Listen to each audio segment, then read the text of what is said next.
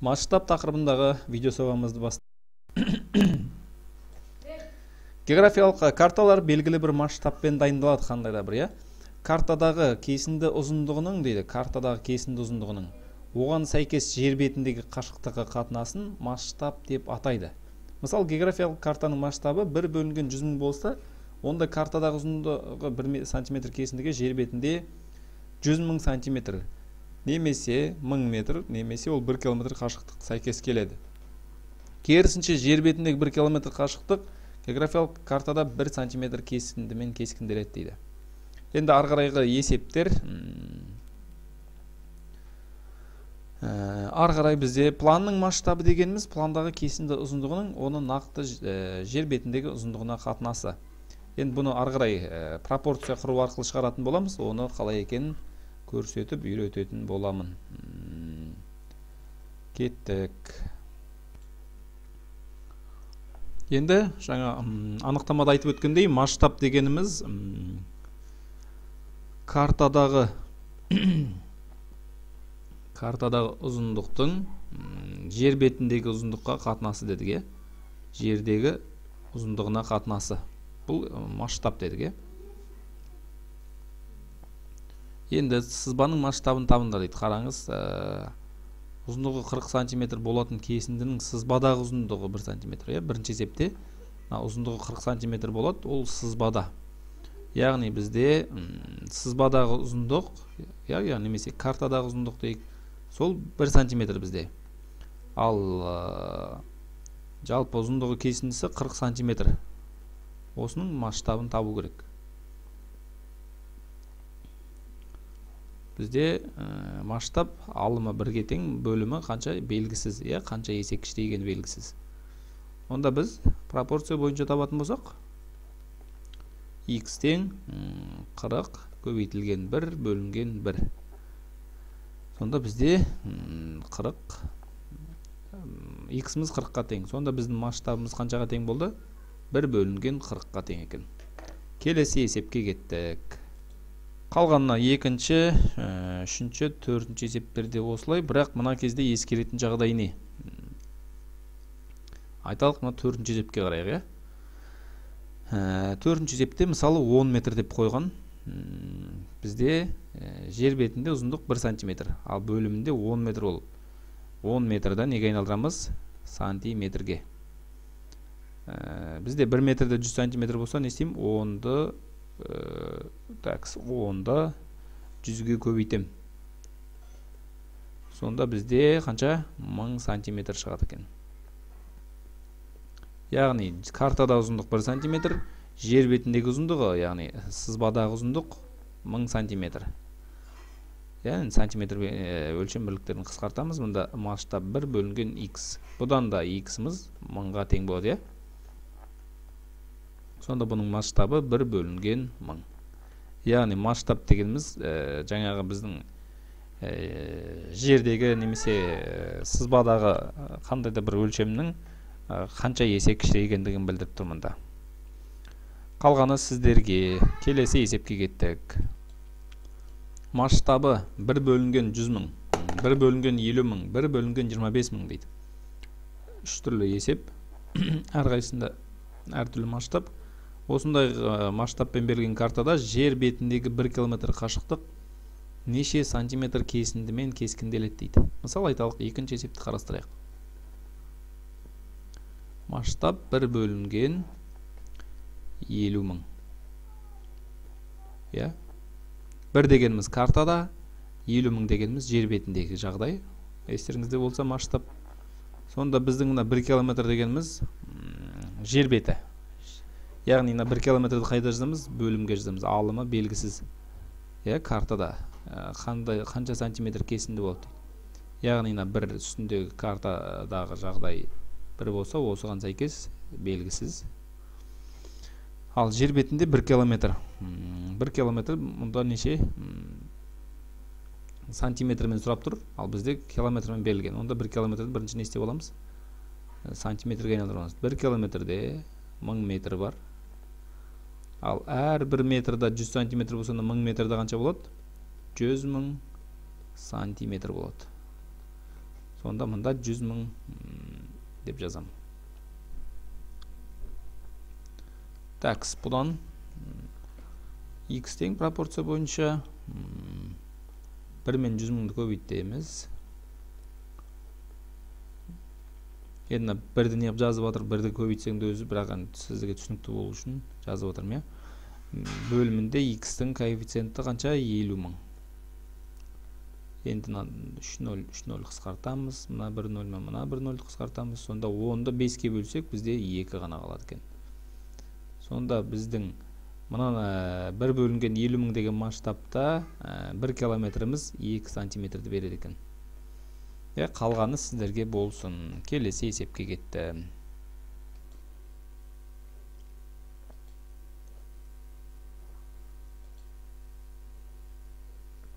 Мына суретте 1 бөлінген 100 масштабымен кескінделген бөлменің сызбасы, яғни планы берілген, яғни бөлменің қандайда бір бөлменің сызбасы берілген. Бөлменің сызбадағы өлшемдерін тауып, ұзындығының енінің нақты мәндерін есептеп тап дейді.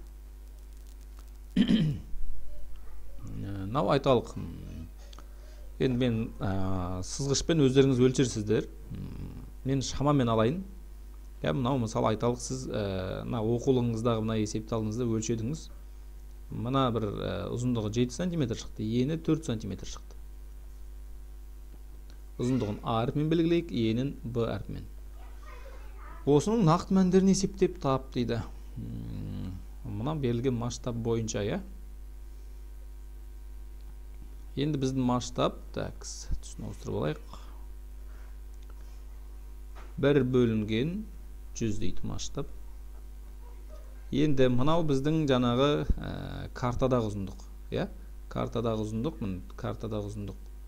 1 үстіне жазылды, бөліміне жер бетіндегі ұзындық, я, нақты. Сонда біздің мынау Б әрпі ені. Картадағы үстіне 4 сантиметр. Мына жер бетіндегі ұзындық белгісіз. Сонымен бұл неге тең болады? X тең 100 көбейтілген 4, я. 1 мынада түссе, бәрібір 1-ге бөлсең де бәрібір соның өзі. Сонда тең 400 сантиметр. Бұл немесе қанша болады? 4 метр. Келесі екіншісін 1 бөлінген 100 масштабпен картадағы ұзындығымыз 7 сантиметр. Бұнда бөлім белгісіз. Бұны да x деп ала берейік. Осы арқылы жер бетіндегі ұзындығын табамыз. X тең 700 сантиметр болады. Ал бізде ол 7 метр. Келесі есепке кеттік. Үлкен Алматы каналының ұзындығы 170 км. Оның картадағы ұзындығы 17 мм. Осы картаның масштабын табыңдар дейді. Картадағы ұзындық 17 мм. Алматы каналының ұзындығы 170 км. Оны мынау миллиметрмен берілген, онда бұнтты не істейміз? Миллиметрге айналдырамыз. Сонда біз 170 километрде неше метр бар? 1 километрде 1000 метр болса, оны 1000-ға көбейтеміз. Сонда бізде 170 000 метр бар. Біздің әрбір метрімізде 100 сантиметр болса, онда мына бір өлшемді 100-ге көбейтеміз енді. 100-ге көбейтсек, қанша болады? 1 700 000,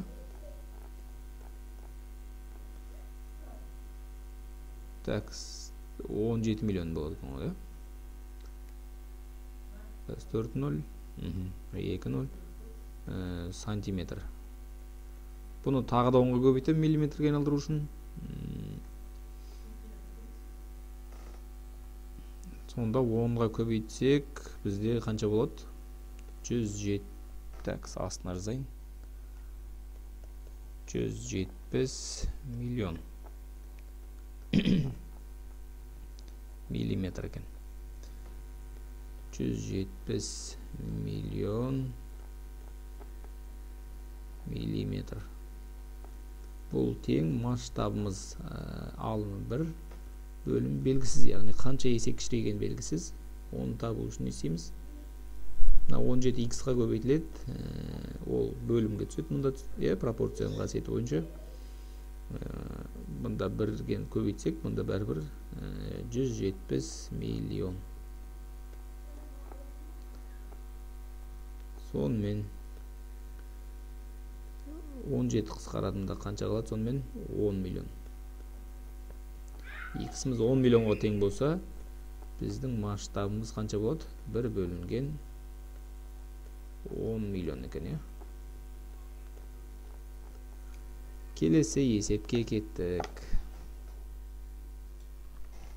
Екі елді мекеннің жер бетіндегі ара қашықтығы 68 километр. Осы екі елді мекеннің масштабы 1 бөлінген 2 миллион. 1 бөлінген 1 миллион 700 мың картадағы ара қашықтығын табыңдар дейді. Ал қалай табамыз? Жер бетіндегі ара қашықтық 68 километр. Так, бірінші масштаб берілген екен. Масштаб бойынша жазып алайық ендеше. 1 бөлінген 2 миллион.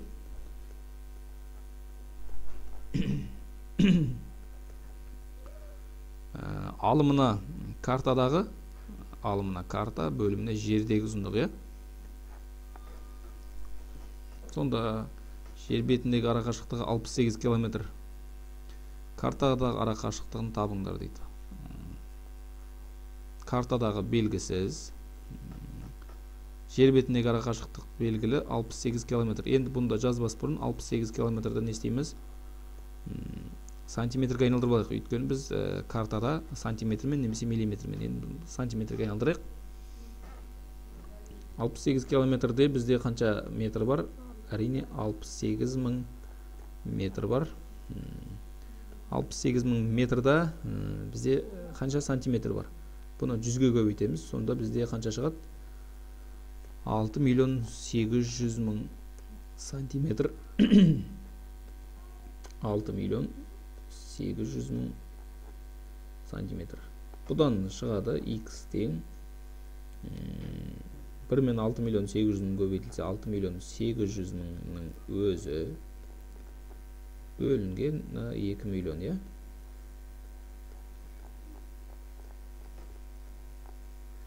Нольдан қысқартамыз. Так, мына 2 0, мына 2. 68-ді 20-ға бөлсек,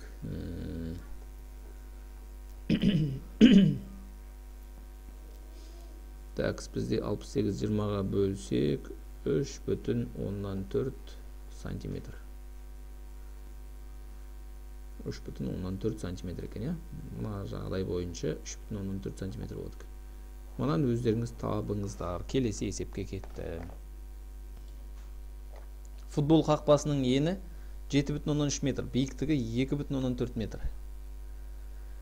1 бөлінген 100 масштабымен футбол қақпасының сызбасын сызыңыздар. Енді қараңыз, ені 7,13 метр. Оны сіз дәптерге сызу үшін әрине масштабпен не істейсіз? Кішірейтесіз. 7,13 метр дәптеріңізге сыймайды ғой. Соны ескересіз. Бізде картадағы кескіндегі немесе бөлінген жер беті. Енді біздің масштабымыз 1 бөлінген 100. Осымыз тең. Мынау бізде жердегі ұзындық қой, жер бетіндегі шынайы өмірдегі 7,13 метрде бізде қанша сантиметр бар? Осыны анықтап алайық. Бізде бұны сантиметрге айналдырсаңыз 100-ге көбейтесіз. Сонда бізде 730 сантиметр. 730 алымына x. Бұдан x-мыз тең қанша болады? Ені мынау, е, бізде. Ені тәкс 1 мен 730-ды көбейтсек 730-дың өзі бөлінген 100 екен.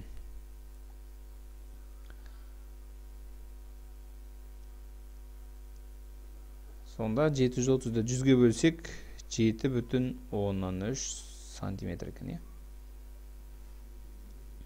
Яғни мына қақпаның енін 7,13 сантиметр деп аламыз. Биіктігін 2,4 десе, оны өзіңіз тауып көріңіз. Дәл осы сияқты өзіңіз табыңыз, е. Келесі есепке кеттім. 5 бөлінген бір масштабымен сызылған жәндіктің суреті. Жәндіктің суреттегі қанатының ұзындығы 3 см. Жәндіктің қанатының нақты ұзындығын миллиметр есебімен табыңдар дейді. Енді қарайық. Біз айттық, масштаб дегеніміз не? Кескін, мынау шынайы өмірдегі, шынайы, мынау картадағы немесе суреттегі, бәрібір. Сонда мынау керісінше не істеген? Үлкейтіп көрсеткен. Сонда 5-тің 1-ге қатынасы тең нақты суреттегі ұзындығы дейді. Суреттегі ұзындығы 3 см десе, ол 3 қайда түседі? Алымына. Бөлімі белгісіз бізде. Сонымен x тең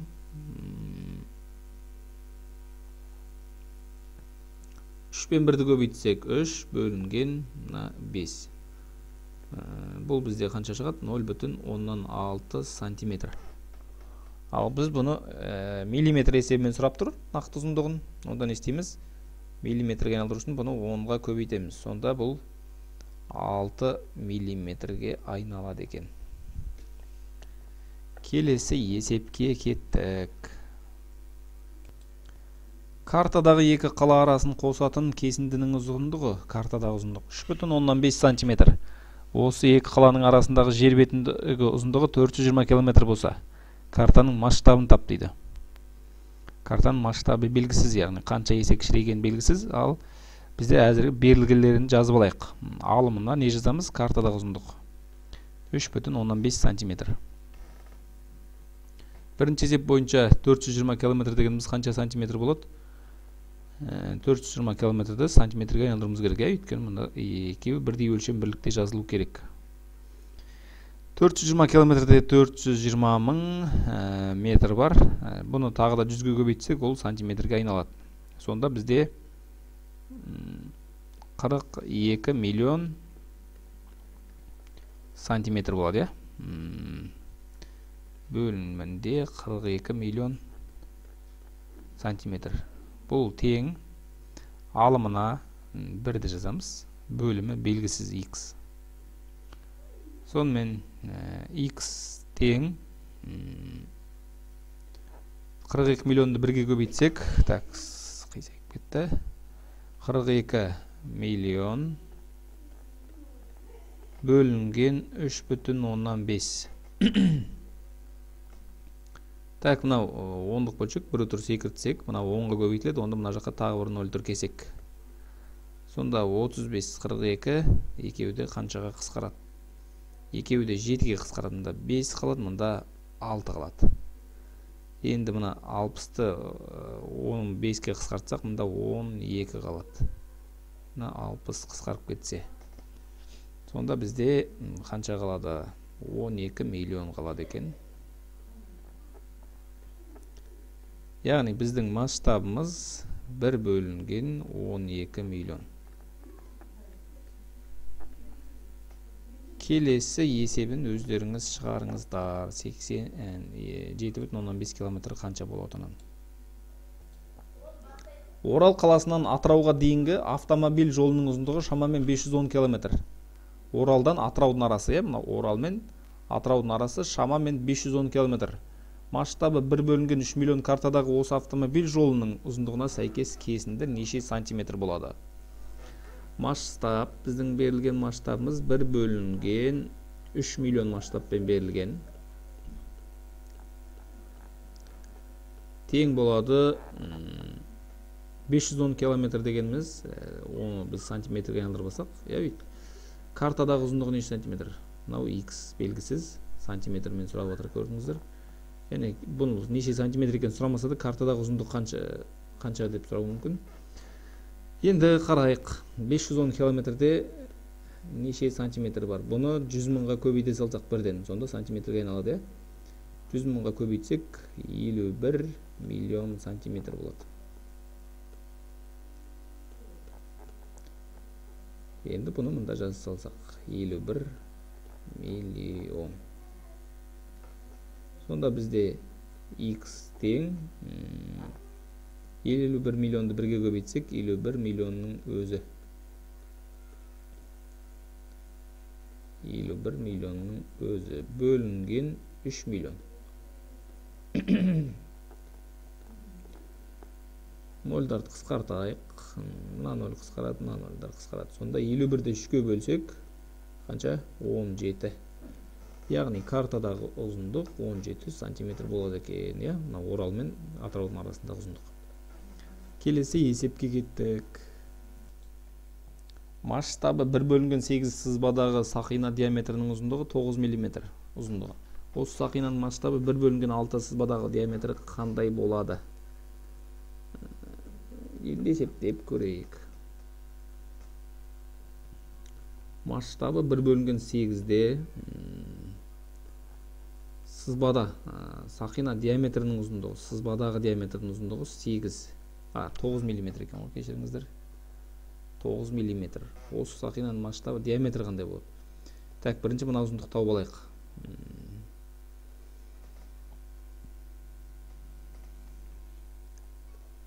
Бұдан x тең 8 көбейтілген 9 бөлінген 1, е? Сонда бізде 72 мм. Бұл нағыз сақина диаметрінің ұзындығы. Енді бұл 1/8 сызбадағы ұзындығы 9 болды. Енді осының 1/6 сызбадағы қанша болады? Яғни 1/6.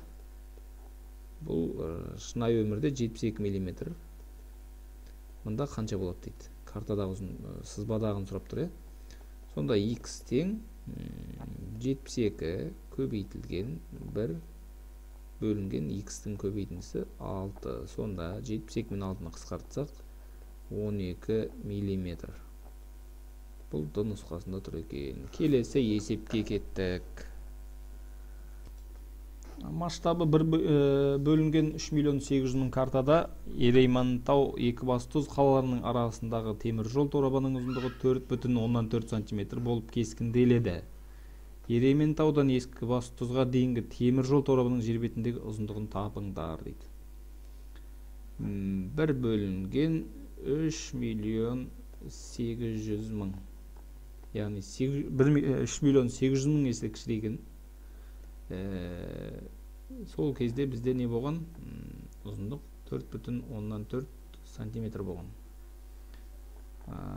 Ол шынайы жер бетіндегі ұзындық қанша дейді? Бұл белгісіз. Сонда x тең мына екеуін көбейтеміз. 4,4 көбейтілген 3 миллион 800 мың, е? Мына 1,0 такс. Мына 1,0.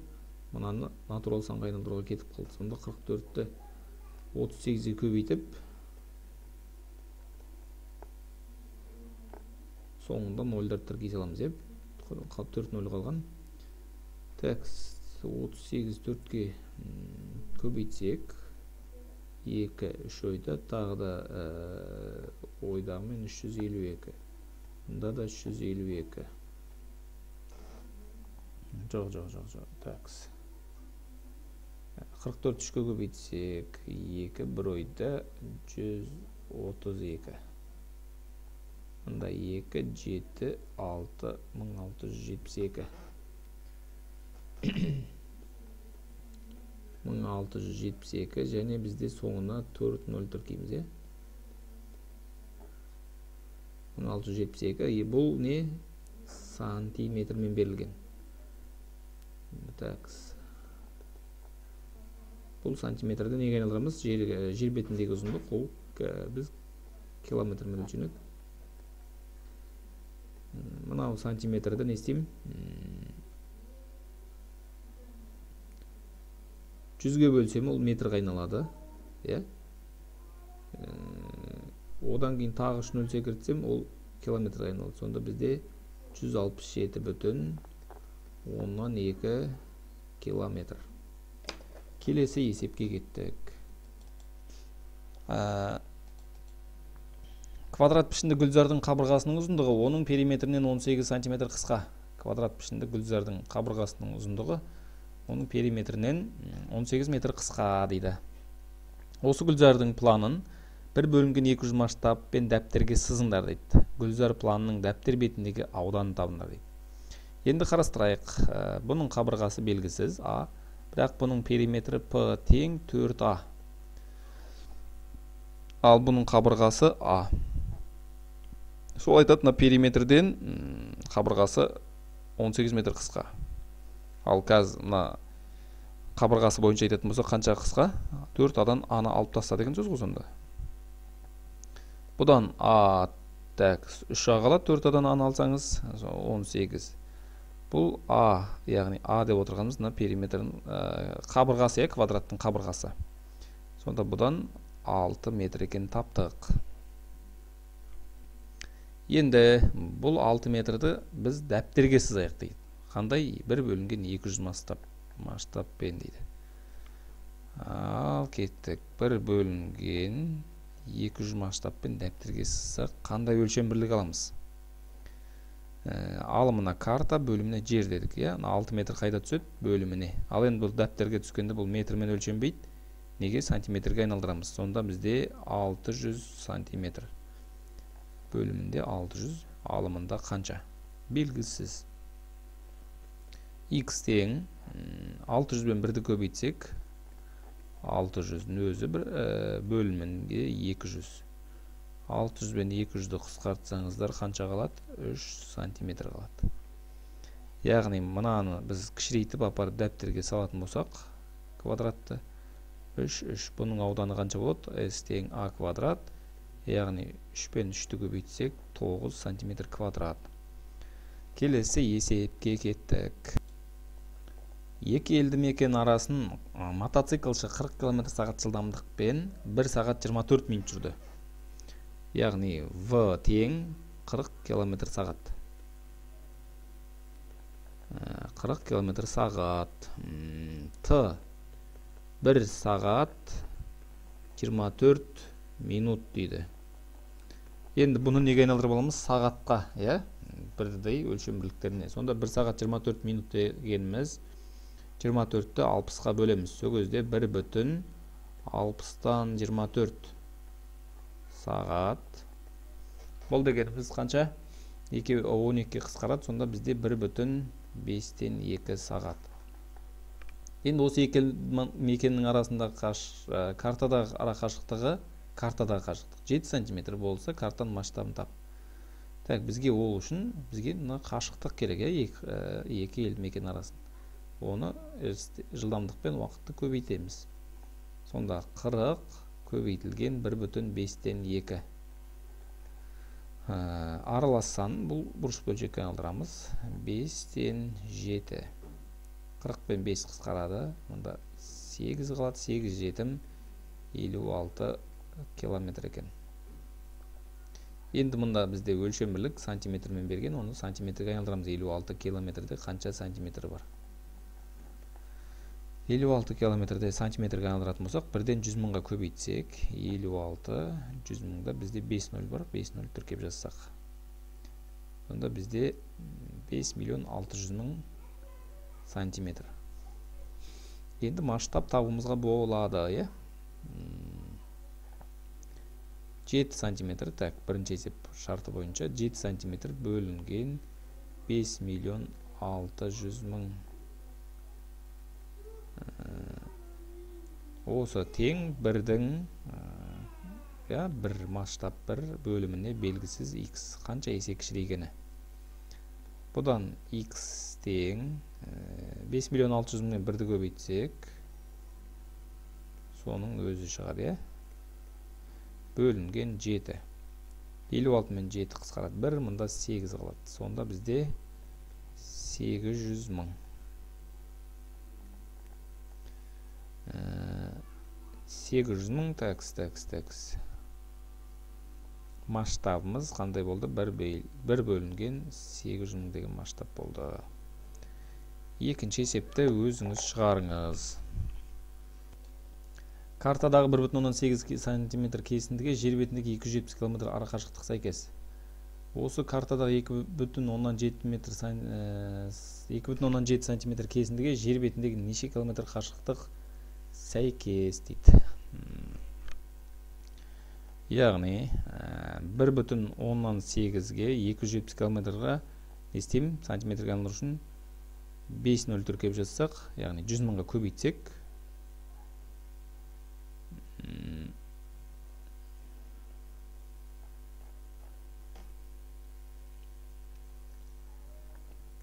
осы картадағы 2,7 сантиметрге қанша километр сәйкес келеді, қаншасы? Так, оны табамыз. X тең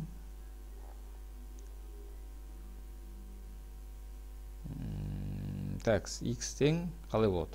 2,7 көбейтілген 27 миллион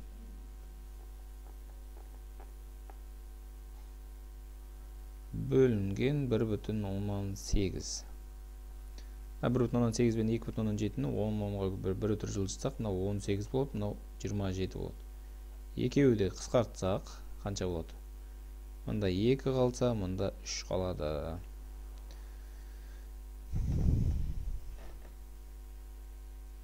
Так, ары қарай есептейік.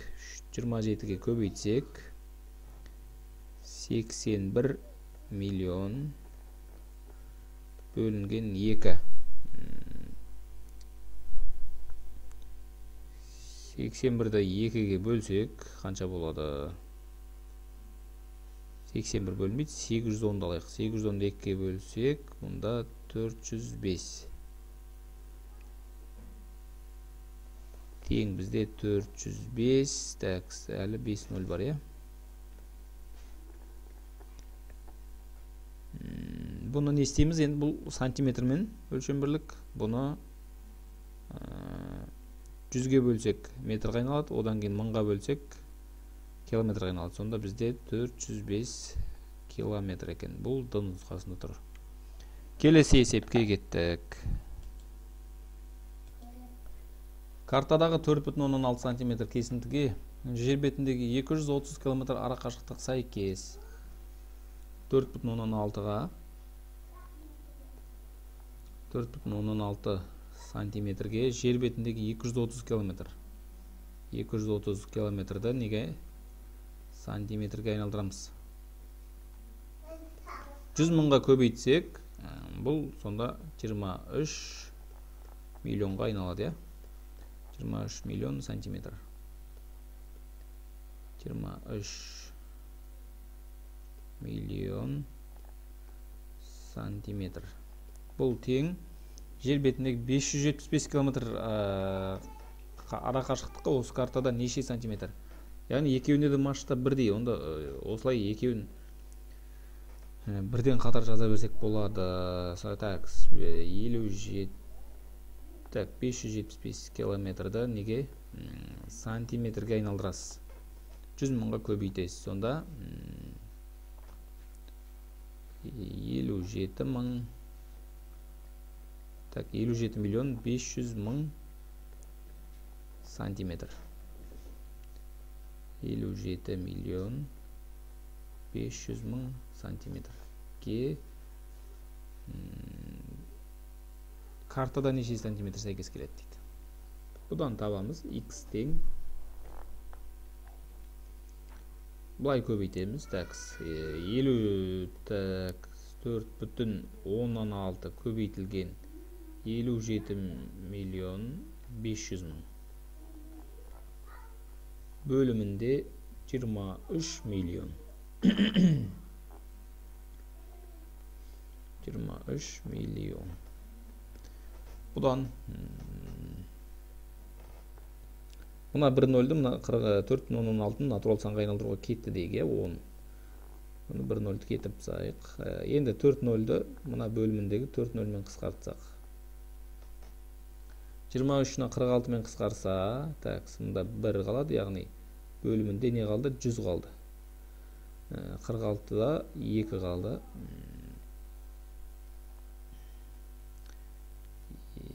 Такс. Енді 575 пен 100 қаншаға қысқарады? 25-ке қысқарады. Мұнда бөлімінде жалпы 4 қалса, алымында 25-ке қысқартсақ 23 қалды. 4 пен 2-ні қысқартамыз. Мұнда 2 қалады, алымында 1 қалады. Сонда 23-ті 2-ге бөлсек, немесе 2-ден 23 сантиметр. 23-ті 2-ге бөлсек, 12 бүтін 10-нан, өтірік алдайым, кешіріңіздер, 11 бүтін 10-5 сантиметр. Келесі есепке кеттік. Мына суретте бақшалық жердің планы бір бөлінген 1200 масштабпен берілген. Планның өлшемдерін өлшеп, бақшалық жердің жер бетіндегі ауданын тап, жер бетіндегі. Сіз қазір мынаны өлшесеңіз, сызғышпен айталық, мына жеріңіз 5 сантиметр болуы мүмкін. Мына жерді өлшейсіз 8 сантиметр. Айталық қандайда бір білмеймін 9 сантиметр болуы мүмкін өлшесеңіз. Айталық сізде 4 сантиметр болуы мүмкін. Мына бөлік сізде 3 сантиметр болуы мүмкін дейік.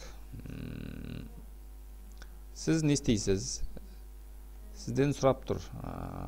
Мынау картадағы ұзындық сантиметр. Мынау сантиметр.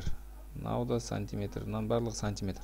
Осының жер бетіндегі ұзындығын тауып аласыз. Жер бетіндегі, мысалы, қазір біреуін ғана көрсетейін. 8 бен 9-ды жер бетіндегі ұзындықтарын табасыз. Бұлар қандайда бір метрға айналады. Осы екеуін көбейтсеңіз, сіз мына түгел 4 бұрыштың ауданын тауып кетесіз. Ал бізге мына сызбадағы мына жер керек жоқ. Бұл жерді не істейсіз? Мына 3 пен 4-ті де айналдырасыз метрға. Бұл жерден де қандайда бір метр шығады. Мына масштабпен есептесеңіз, одан кейін бұл шыққанды мына жалпыдан алып тастайсыз. Сонда S тең жалпыдан кішкентай бөлігін алып тастайсыз. Бірінші жер бетіндегі ұзындыққа айналдырып тауып алуыңыз керек. Ол үшін не істейсіз? 1 бөлінген 1200 дейсіз, тең жер бетінде, картада 8 болса, жер бетінде қанша? Яғни x тең 1200 көбейтілген 8. Бұдан шығады қанша? 9600 сантиметр. Бұл метрға айналса 96 метр. 96 метр, сол сияқтана 9-ды табасыз, ол екеуін көбейтесіз, мына 3 пен 4-ті табасыз, ол екеуін көбейтесіз, мынадан азайтасыз. Түсіндіре алдым деп ойлаймын, Келесі есепке кеттік, қалғаны сіздерге. Тік төртбұрышты алаңның ауданы 73500 метр квадрат. Осы алаңды масштабы 1 бөлінген 7000 сызбада кескіндегенде ұзындығы 5 сантиметр тік төртбұрыш шықты. Алаңның жер бетіндегі ені неше сантиметр дейді? Айталық бізде жер бетіндегі тік төртбұрышты алаңның ауданы. Оны біз алдықтағы картаға сыздық. Картада ол мынандай болды дейік. Осында бір кішкентай ғана шағын макеті шықты дейік. Сызба шықты. Мына кезде қараңыз 73500 метр квадрат еді. Мынау А ұзындық, мынау Б ені. Енді оны кішірейткен кезде 5 сантиметр шықты. Ұзындығы 5 сантиметр шықты. Енді бізге жер бетіндегі ені неше сантиметр? Ал біз мынау арқылы жер бетіндегі ұзындығын таба аламыз. Оны не? Масштаб арқылы.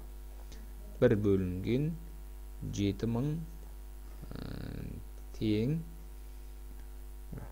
картадағы ұзындығымыз 5 сантиметр болса, жер бетінде қанша? Сонда x тең 7000 көбейтілген 5. Бірге көбейтсең де, бөлсең де өзі шығады, сондықтан жазған жоқпыз. 7000-ді 5-ке көбейтсек, бізде қанша? 35000 сантиметр. Бұны метрға айналдырсам, 100-ге бөлеміз, сонда 350 метр шығады. Яғни мен мына бөлігім 350 метр екен. Енді мына аудан бар, мына енін қалай табам? S тең A, B болса, бұдан бізде B-ны табу үшін S-ті A-ға бөлеміз, аудан бар, ұзындығы бар. Сонда B тең ауданымыз 73.500 болса, метр квадрат бөлінген 350 метр. Мына метр қысқарады, мына квадратымыз қысқарып кетеді. Так, 0 қысқарады, мына 0 қысқарады. Енді мына 735-ті 35-ке бөлсек, 21, мына 0 тіркеледі, сонда 210 метр екен. Яғни жауабымыз 210 метр. Жер бетіндегі енін сұрады бізден. Келесі есепке кеттік. Масштабы 1 бөлінген 6 миллион картада темір жолдың ұзындығы 18 сантиметр. Пойыз темір жолдың осы бөлігін 75 км/сағат орташа жылдамдықпен неше сағат жүреді? Бізге қашықтық керек, жылдамдық бар, уақыт сұрап тұр, Ал бізде ол қашықтықты картадағы ұзындығы арқылы таба аламыз. Сонда біздің масштабымыз 1 бөлінген 6 миллион болса, бұл тең 18 сантиметріміз, жерде қанша? X. Сонда бізде X тең 6 миллион мен 18-ді көбейтсек қанша болады?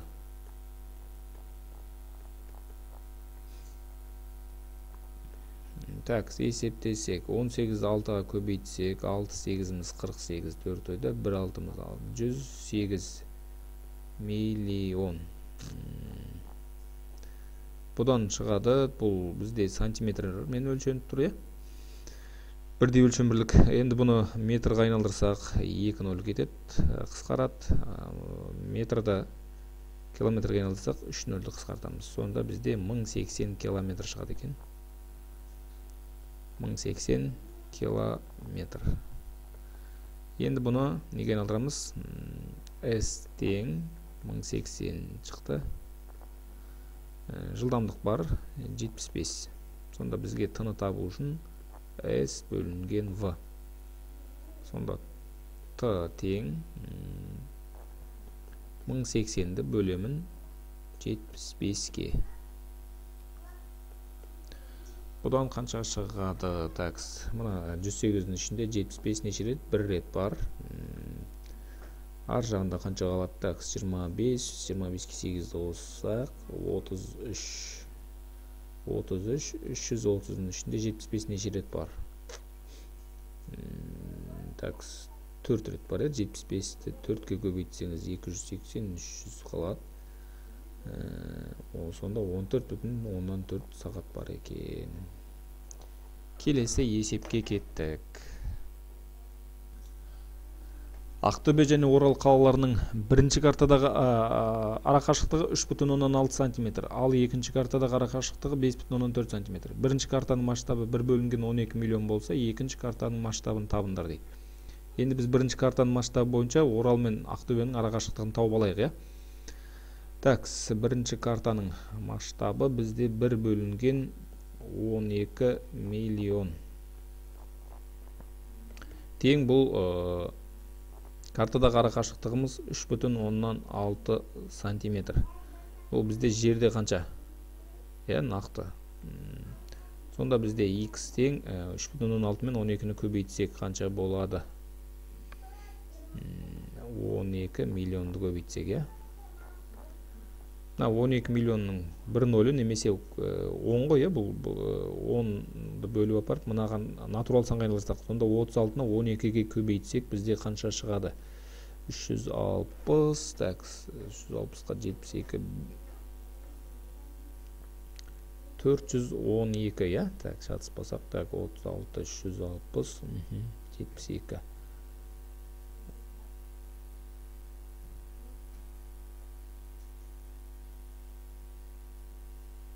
432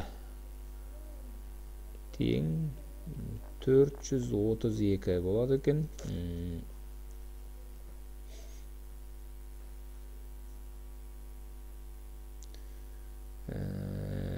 Так, бізде қалғаны 5-0, 5-0-ді тіркеп жазайық. Және бұл сантиметрмен шыққаны. Бұны неге айналдырамыз? Так, Бұл сантиметр әзірге тұра берсін, бізге масштаб керек, масштаб табу керек. Бұл картада, мына жер бетіндегі мына ұзындық картада 5,4 сантиметр. 5,4. Картада жер бетінде бұл 43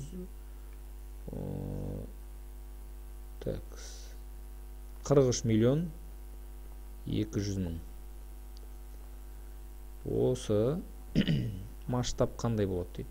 Мұнда 1 болса, мұнда қанша болады? X болады, сонда X тең 1 мен 43 миллион 200 мыңды көбейтсек өзі шығады. Такс.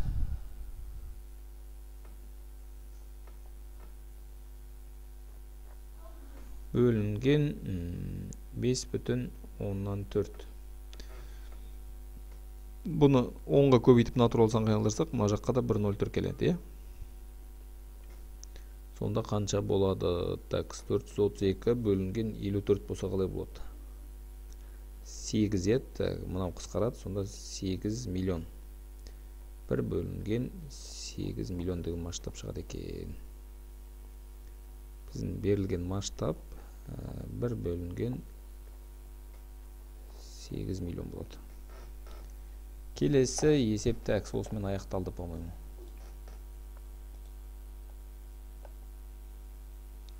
Так, 179 бен осымен есеп аяқталды. Мына есеп өздеріңізге берілген екен, бұл сіздерге қалсын. Жалпы түсіндіре алдым деп ойлаймын. Енді түсініксіз есептер болса, қайтадан біраз қайталап көріңіз. Барлық практикалық берілген тапсырмаларды қамтуға тырыстық. Өзіңіз бір қабат шығарып, екіншісінде өзіңіз шығарып көріңіз. Одан кейін видеомен тексерсеңіз болады. Рахмет.